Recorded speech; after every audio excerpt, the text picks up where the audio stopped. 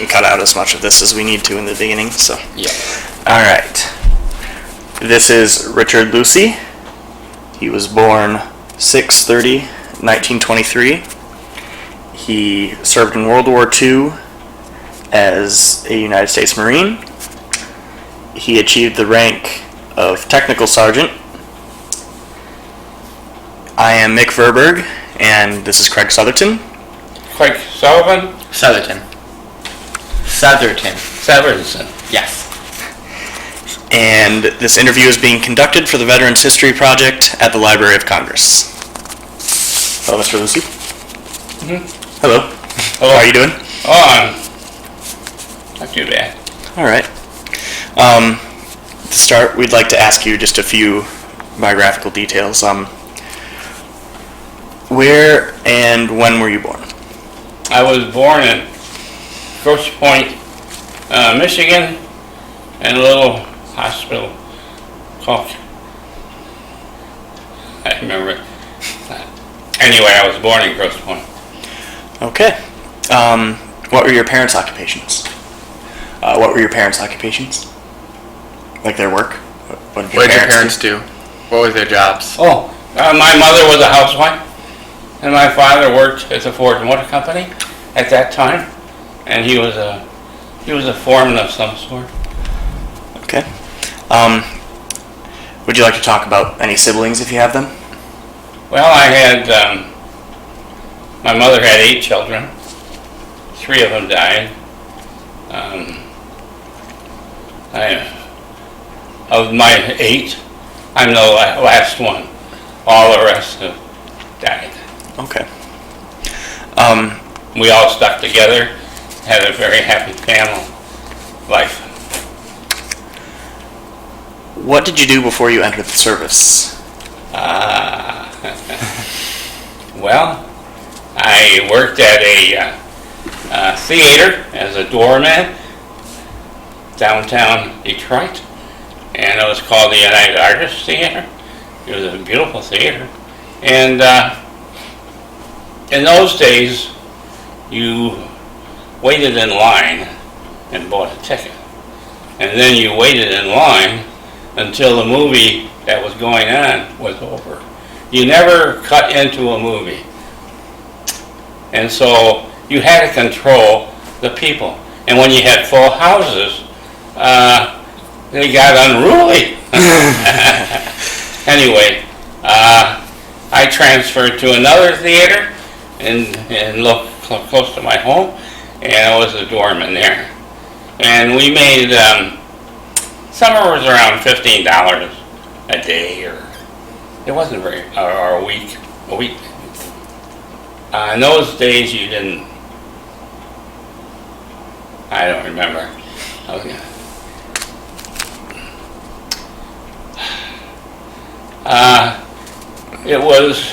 I was very poor in school, and I didn't really try, and I asked my mother. I was in a Catholic school, and I knew everybody. We had a good time because you knew the whole the whole school had 190 people in it, and anyway, I got so unruly that I said to my mother I wanted to get a job and quit school. Well, we mulled that over. Finally, she consented, and I got a job with Bell Telephone. Okay. And Bell Telephone then sent me out on the road to collect telephones that were no longer used by people. And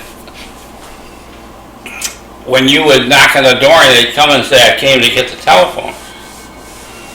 You can't have that telephone. It's my telephone, I'd say. No. Bell Telephone never sold the phone. They just leased them. And when you stopped using them, they wanted them back. And now, because of the war, we weren't at war at that time, but because of the thought of it, things were starting to move, and they needed telephone. Western Electric, who bought the phone, couldn't keep up. So that's what I did. And finally, they allowed me to go install phones.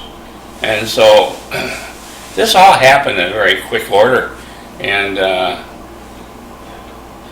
my friend came along one day and said,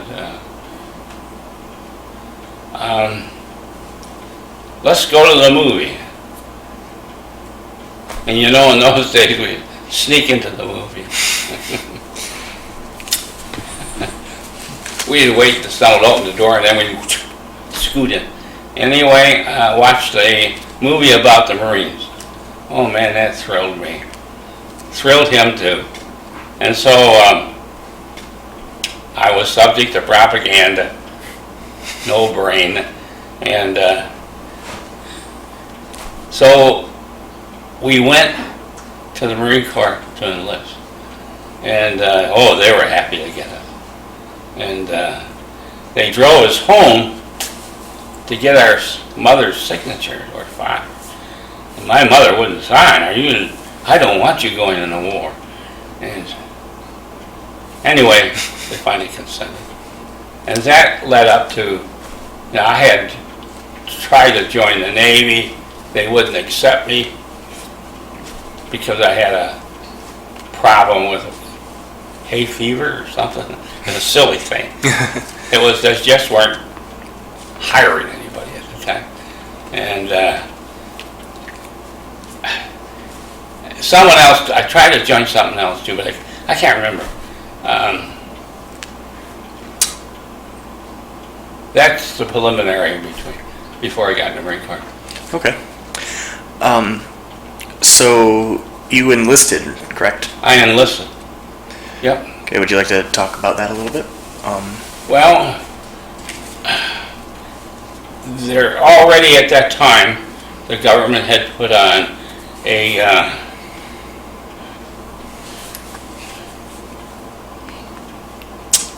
not enlistment, but A draft? draft. And some men had already been drafted. And a lot of the men or young people, were avoiding the draft. And so in reality, if I read this, and I hope it's correct, but in the Second World War, only maybe 750,000 men volunteered. All the rest were in draft boards, which is unusual. They weren't all that gung-ho to go into the service. Because there was a lot of controversy on whether we should be in that war, and we shouldn't have been in that war, but we did go to that war. And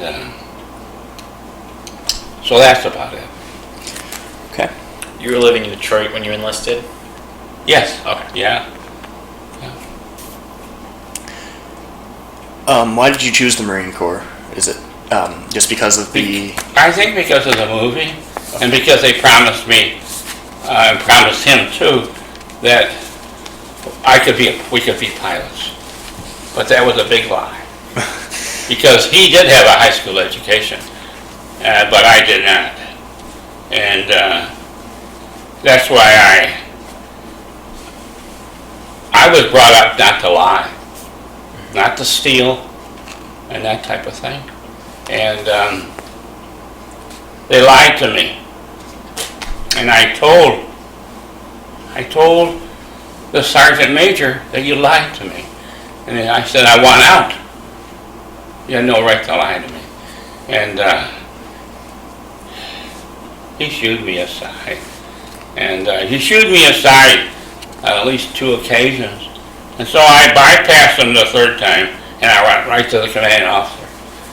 And then he booted me overseas.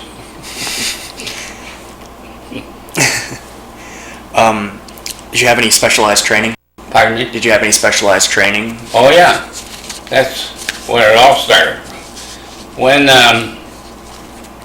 after boot camp, we were shipped over from San Diego, Marine Air Corps, to Island, which was the naval base, where the carriers were, and that type of thing. And we were all a bunch of guys. They said, everyone who went to college, graduate or other, move over here. Everyone who graduated from high school, go here. And the rest, you're over here. I was over here. So man, all day long, this guy, this officer, interviewing the people, he finally comes to me and he said, all right, Marine, what did you do in life? Well, I said, I installed telephone. Oh, great, he said, you're going to radar school. Officer, I'm not going to radar school. Yes, you are. Don't interrupt me or something. Anyway, I did go to radar school. Radar school was nothing. I mean, it's like looking at that screen and saying, and there was a line through it, and if a flip went up when it was, the antenna outside was going around, pick up something. If it was a friendly, the flip would go up. If it was the enemy, the flip would go down. So if the flip went down, you got on the phone and said, there's an enemy out there. And that's like watching TV, which we hardly do. And anyway, so that's what that was my initial training. And so I was overseas at the time that they invaded Guadalcanal. And so everybody wanted to go to Guadalcanal. And but I was in Oahu. But one night, they called all the radar men. There was 12 radar men, and they were going to fly them to Guadalcanal because they had been killed. And they took 10, but not me. And they did it a second time. They didn't take me. Now, so I never got to Guadalcanal. And that's all I remember about radar. When I went to Midway, we got on the radar, and you had to know how to turn on the power, turn on the diesels, and you worked the shift, and there was nothing to do. If you think that was small, well, Midway was bigger because there were 2 islands. This is bigger because it's a group of a bunch of islands surrounding but protected inner ocean. And but Midway was just 2 islands, 12 feet above sea level. And the highest point was man-made stuff. And when we went there, we went aboard a small carrier and we parked outside. And you couldn't see the island. And I don't know how many miles we were off sea, but we weren't too far out. But and you could see the sharks swimming around the boat. Now, do you remember boot camp? Pardon? Do you remember going to boot camp? Oh yeah. What do you remember about boot camp? Well, boot camp was a good experience.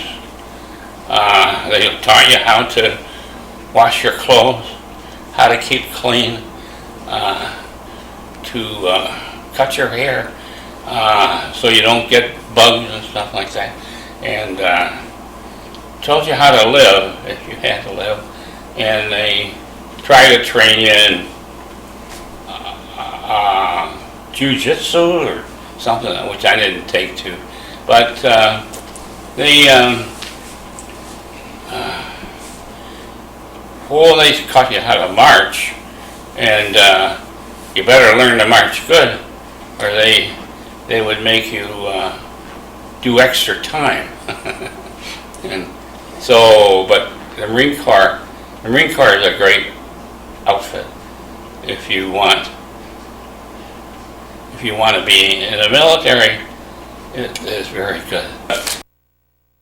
They also don't shy away from combat. And looking back on it, I don't like that.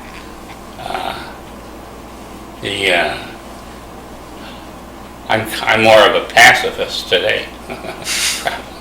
I saw too many dead bodies, and I did not like it. It wasn't ours; it was the enemy. But you had to think they came from Ma and Pa's too, and it was war's a bad thing. We can do better than going to war. My country's on the wrong path today. Golly, I don't know if you want to reprint that stuff. You can print what you want. But. So what was it like to adapt to military life, like living in the barracks, the food, and like the social life with... Well, in boot camp, it was all routine. You marched to eat, you didn't march going back, but it was all regimented.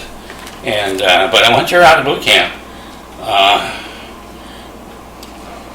I remember going to in Oahu, in Hawaii.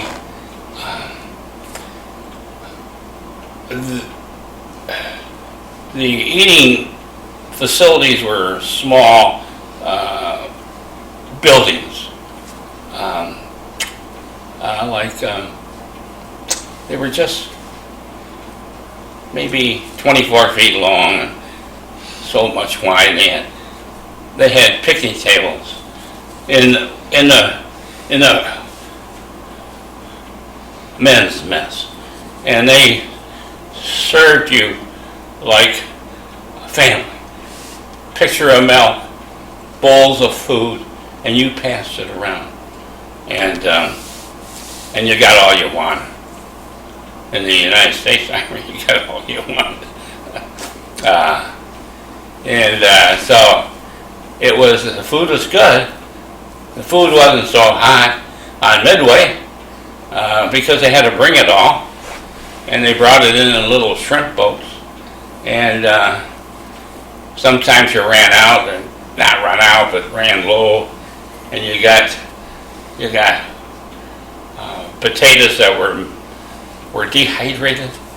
Now they have dehydrated potatoes today, and you eat them a lot, and they taste good. But in those days, they tasted like a rubber. They tasted awful. And then they had butter that was like, I would swear I could stretch it, but it was terrible. And eggs, awful. And so instead of gaining weight, you lost weight because you ate only what you had to. And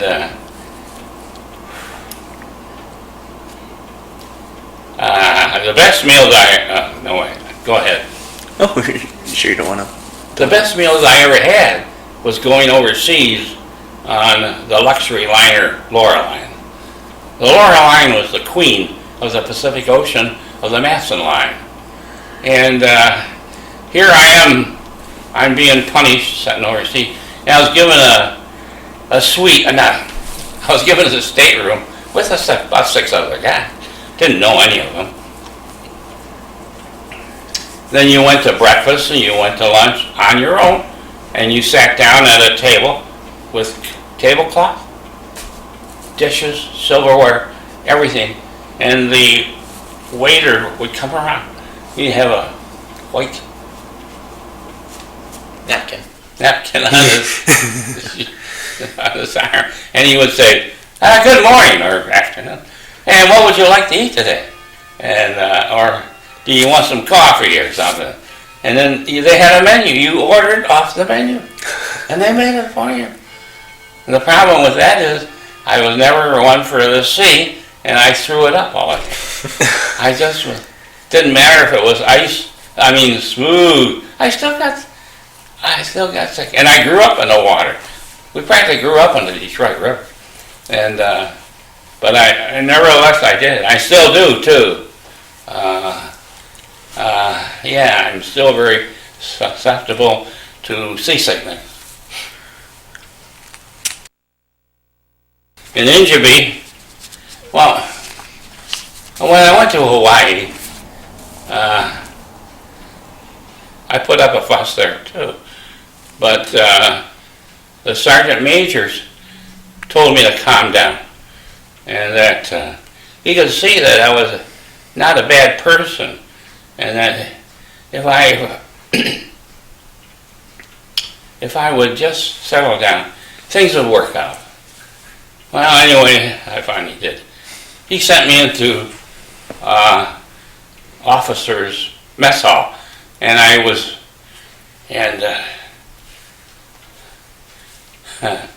to tell a story. The mess sergeant came around, and he had that napkin on his arm, and he went to each person and said, "You will do this, and you do that, and do that." And he says to me, he said, "And you will be a waiter. And when the officer comes in, you say, 'Good morning, sir. Would you like some coffee?'" And I said, "Sergeant, I won't do that. I didn't come in here to be a waiter."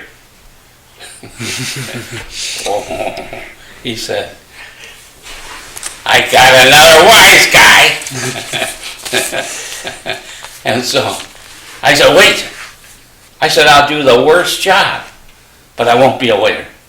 "Oh, God," he said, "you're going to do the dishes. You will wash dishes." And so I washed dishes for about a month. And there was a higher level above Sergeant Major, which they were called gunnies. And he was an officer just before he was an officer.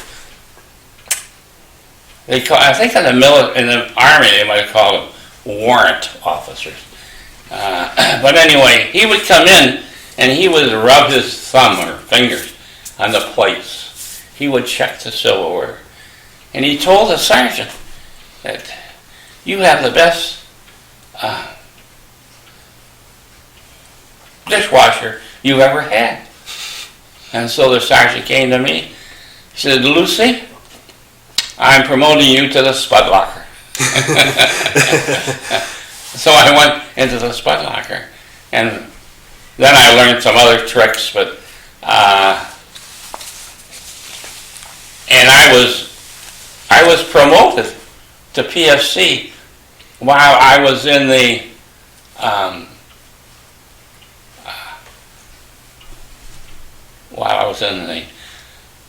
mess hall, because I did a good job, I guess. So, what else? All right. So, do you have any details about like the trips to and from the places that you served that you'd like to talk about? Or? Well, when we were called back from Midway, and we again did not know where we were going. They never told you. And I went, this is the first time I ever got aboard a troop ship. And the troop ship, they had all these places where you sleep on the beds. And it was way down in the hold. And I couldn't stand it. And so I never slept down there. I always would find a niche on the boat, and if I laid down and I faced the bow would go way down, and all you saw was water, and then it would go way. That's scary as hell. And that was an experience. And on the liner, because I got sick so easily and threw up, again I found out if I could get up on the companionway where there was a breeze I slept on the companionway. And one time the officer of the day one night came by. Oh, he stumbled on me. He didn't kick me. And he said, "What are you doing there?" I said, "I'm sleeping." Well, he said, "You're taking a chance." He says, and we all had life jackets. And he said, "When you sleep here, put on that life jacket. And just in case you roll over underneath that railing and fall off the ship," he says, and he said, "But I'll watch for you too." So that's where I slept, on the companionway of the Loreline, the whole trip. And did not know where we were going. But one morning, I was awakened with music. And so I stood up and walked to the railing, and there was hula girls dancing the hula, and a band playing "Welcome to Hawaii." And so then I knew where I was, because then I looked around and there was all our ships in the water, sunk. And everything was in chaos still. And that was interesting. That was interesting. Yeah. What is one of the most memorable things from the war, that you remember? The most memorable was I was in Oahu. My parents did not know where I was. They only knew through my friend that I was shipped overseas. And so they were worried. And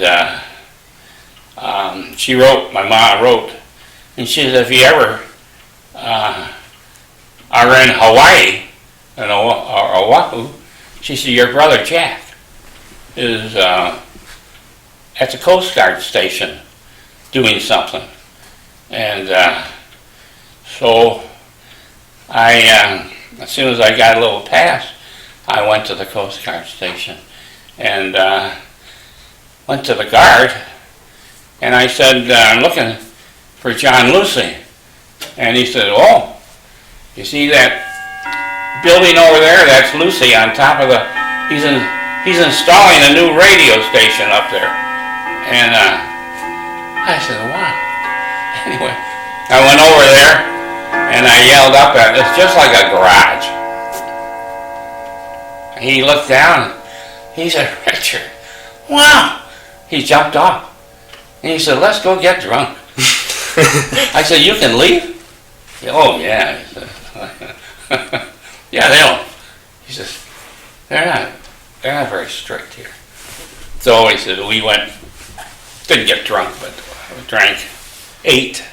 And that was probably the greatest,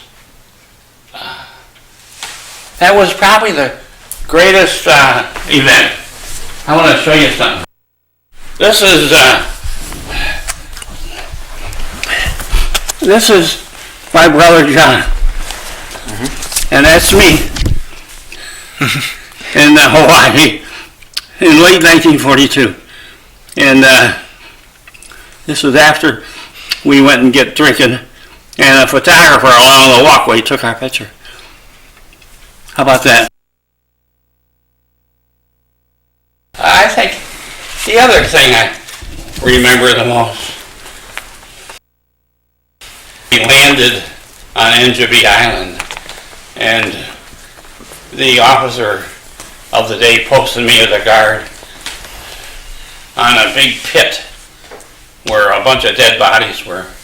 And he said, "No one's to pass here unless they have the password." He said, "If they don't know the password, they're enemy, shoot them." Okay. And he said, "You walk the top." I said, "I'm not going to walk the top. I'm a sitting duck." Walk the top. Well, I walked semi-top. And so I was a guard, so that if there was an enemy trying to get around our guys, they couldn't get around. And I remember that. I remember that because of the dead bodies. I said, this is wrong. wrong.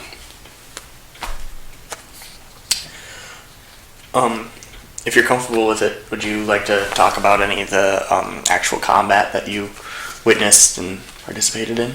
Well, the only combat I really witnessed was from distance. I mean, the Navy's shooting these big shells into the little island and blowing them up, and a lot of pop, pop, pop, pop, pop, pop, and that kind of stuff. And then bombs. The first bombs I experienced, I thought once the island was kind of secure, the Army came in and were deactivating mines and stuff like that. And so one night, they were igniting, these explosions awakened us. And so I'm the ranking guy in the tent. There's probably 8 in the tent, but again, I can't remember for sure. And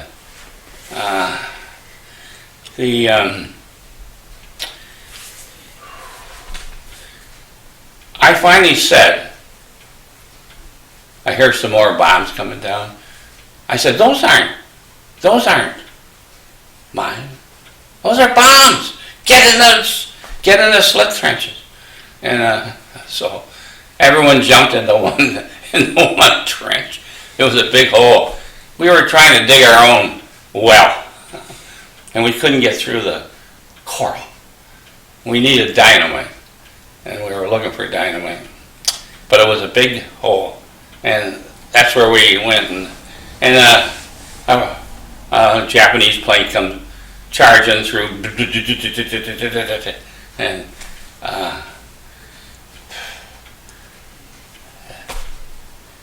I think that was the second last bombing we got, because by that time, that was 1944, I think, and the Japanese were on there. They didn't have a chance. When I went in the service, we had 4 or 5 carriers. When they called me and told me I'm going home, that would be middle of 1944. And I was the only one being sent home. And I had never been home. They never gave me leave or anything like that. And so we were told we were going to board a carrier, and it was carrier number 10. Well, we went to carrier. Well, there must have been 15 or 20 carriers out there. Now that's how many carriers.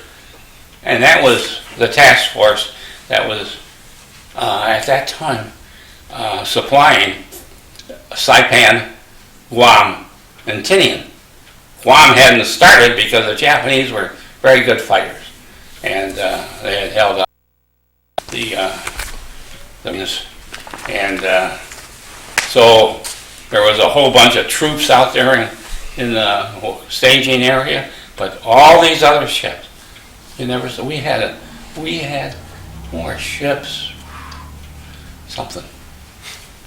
So the Japanese, they could hardly finish a boat. They didn't have the steel, they didn't have the oil, and we cut them off. Our submarines sank a lot of their stuff. We had, I think that was, I don't know. Go ahead. Oh no, just continue if you'd like to. I get carried away. Oh, that's okay. I don't want to get carried away. You can talk about whatever you want. You can talk about whatever you want. Yeah, but this is I want you to go away with a good thought. I don't want you going away with any bad thought. Okay. So, did you form any friendships? Well, I never thought so, but since I had been sent over just a lone person, I finally had to make new, and then they transferred me from Oahu to Midway. Again, I wasn't supposed to go there, but my friend committed he got a serious disease, and so they wouldn't send him, and they made me go in his place. And so again, I got all new people.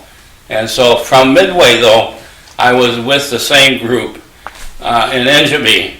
And so probably 10 to 15 years ago, I got a telephone call here. We lived here. We lived here maybe 19 years. We're from the other side of the state. And I got this call from this guy. He said, I'm looking for a Lucey. Well, I said, you got Lucey? He says, I want Richard Lucey. Oh, I'm Richard Lucey. He said, I'm Gordon. And I said, who are you? Who's Gordon? He said, I was your buddy at Enjaby. Gordon Rowe, the college guy? Yeah, he was a college guy. Corporal. I said, I could never understand why he wasn't an officer. And 'cause he was smart. And he became, at this time, he is retired. He worked with Braun in the shooting the rockets, Sputnik, ours. And so he was a physicist, and he was a gyro. He made sure the gyros worked right so that they stayed on course. Very smart man, Gordon Rowe. And yeah, so then we saw him several times since that time. But he's now passed. Most of the guys are gone. Most of them are gone.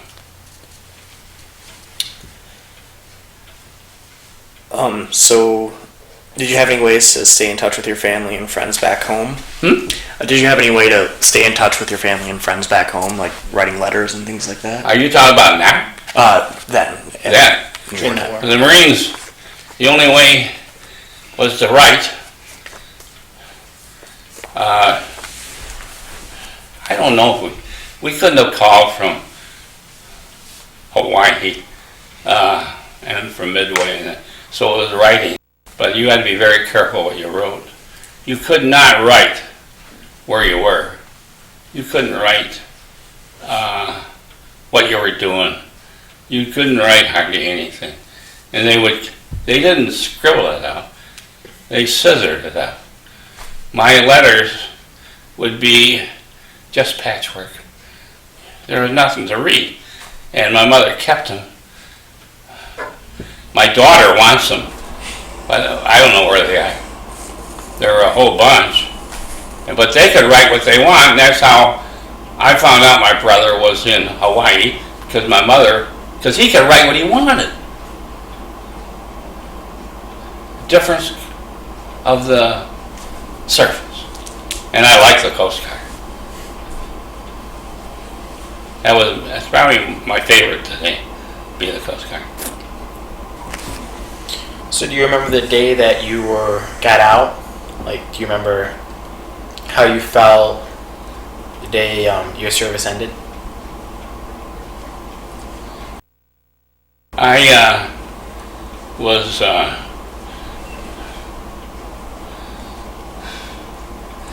I have to go back, Craig, to when I was called on Enjaby to the officer's report, and he told me I'm being sent home. Wow. Now I've been in the service, I don't know how long, maybe 30 months, never got home. And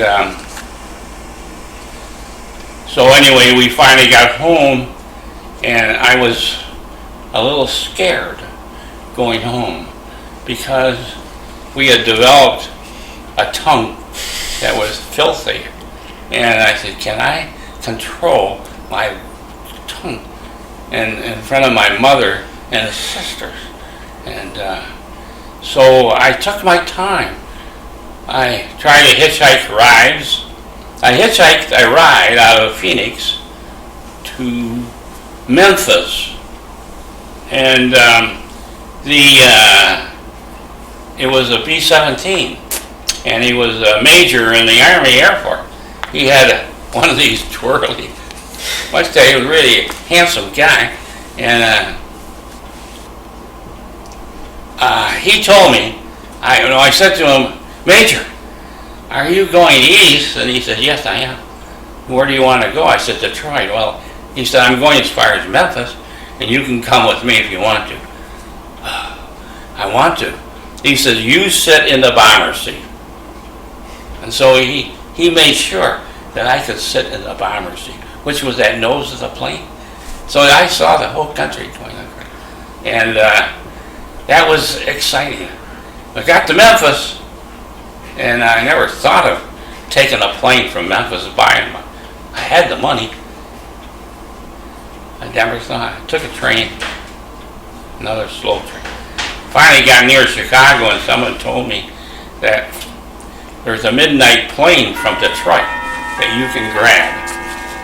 And a plane. If I said train, I meant plane. And so I took a plane at midnight to Detroit. And instead of going home, I took a hotel and did not want to disturb my family at that hour. But it seemed it took me 10 days to get home. I was reluctant. When I was in Memphis, a young boy enticed me to go on a dance cruise ship that was going around in the Mississippi. So I went aboard it, and I wasn't no dancer, but I went up to a railing, and there was a sailor, a little sailor, and he was crying, and so I patted him on the back. I said, "Sailor, what's the problem?" And he said, "They won't let me go home." I said, "You have to ask nice." He says, "I did. They won't let me go." And I said, "Well, why are you crying?" "Well," he said, "they just brought me back." He would go anyway. And poor little guy, he was homesick, and wasn't unusual. And that bothered me a great deal, because I didn't feel that way. How come I don't feel like it? I didn't miss my parents. I missed my parents, but I didn't show it that way. Anyway, bothered me. But anyway, and he was smoking away, and that's how I got started to smoke, because it made me nervous to think that I wasn't that bad feeling about my family. Anyway, I finally got home, and the cab took me. I got out of the cab. My baby sister was coming down the walkway, and she instantly recognized me, and she come flying through the air, jumping on me, and yelling and screaming, and she almost knocked me back. And so I'm holding her, and I'm looking up, and there's my mom on the porch crying, and so I'm crying. I still cry about that a little bit. Very touching, you know. Those are the things that. Am I on track? Mm-hmm. Oh yeah. Just keep talking if you have more to say about that. His baby sister, I heard you telling about your sister Rosemary, I remember at her funeral last year, you got up in front and told the whole audience Oh yeah. about how she acted. So is there anything else you wanted to say about when you returned home? When I got home? Yeah. That you were just talking about your baby sister and you were just talking about your baby sister and your mom. Do you want to talk anything else about like when you got home, like the next couple days, how it was to reintegrate into? I was in a hurry to get to school, and no school would accept me. So it was Thanksgiving time, and so my brother came home from Philadelphia, and he suggested I go to Philadelphia. And so I said goodbye to my mom. So here I am off again. And after some investigation, I found this guy in New Jersey and found a job. Found about school. But at the same time, I thought, well, I ought to get a Christmas job anyway. So I went to the post office and I met the urinal. This said to me, he says, "Are you a returning war veteran?" "Yes, sir. I was in the Marines." "Oh." He says, "You want a job?" "Yeah. Come and see me tomorrow morning." I hadn't applied yet for a job. And so I went and saw him. I can't remember his name, but he gave me a job. Sorting mail. Thank you. So I not only found a school, but I also had a job. And so I came home for Christmas, stayed for a little bit, went back to school. In that time, that high school was a 10-week courses, 2 hours a day on each subject: math, English, speech, history, geography, and so there was no pussyfooting around. And so in 30 weeks, I got my 1.5 year education for high school. And I just missed the enrollment for Penn University, which I thought I wanted to go to. And so they were being packed with enrollments. So I ended up going to Temple University for about a year, maybe 1.5 years, I don't know. And I finally left there and came back home. So, Let's see. You have any other questions, Craig? So did your military experience change your view on wars? at the time, no. Okay. Because I was with an elite fighting force. The real elite fighting forces, it wasn't, the Marines weren't the top fighting force. Mm-hmm. They were the second. The most elite fighting force was the German SS. Holy cow! Can't think of it. They were a conglomeration of almost every nation joined Germany in fighting the Russians. Netherlands, Spain, France, Italy, Romania, Hungary, Ukrainians, especially Ukrainians, Estonians, Latvians, because they all knew that their communism was very bad, and that Germany stemmed the tide that prevented Stalin from overtaking all of Europe. Won't get any deeper than that, but that's a truism, and if you're ever interested in the Second World War, I am, and anyway, they were selected. I can't think of their real name, but they were a conglomerate of all these nations, and even the Russians fought against the Russians. on the side of the German to stem the tide.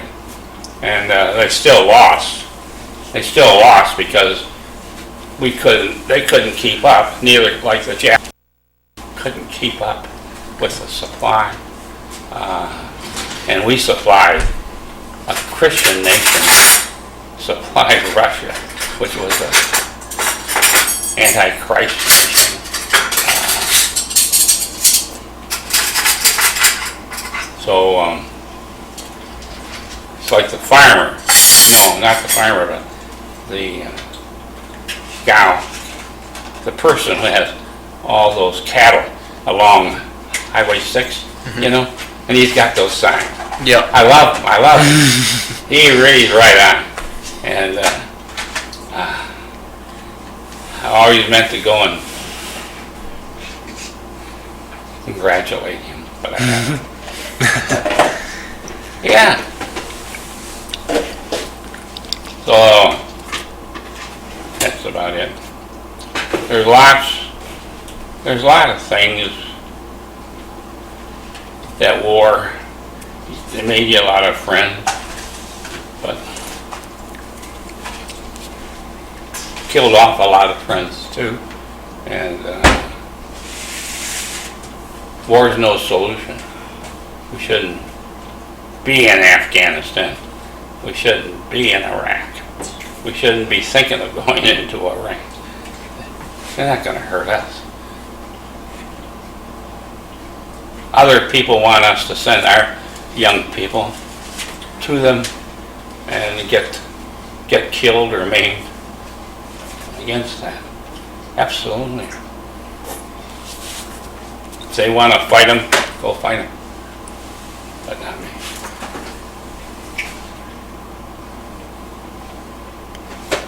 But before that, I was gung-ho with the Marines. Because I didn't realize the consequences of the war. We really didn't win a war. Others won the war. We're paying for the war. And I guess that's it. I get carried away. That's fine. Is there anything else that you'd like to talk about before we wrap up with the interview? I have nothing more to say. Nothing more to say? Thank you so much for Thank you. doing this with us. Well, I feel proud that you have.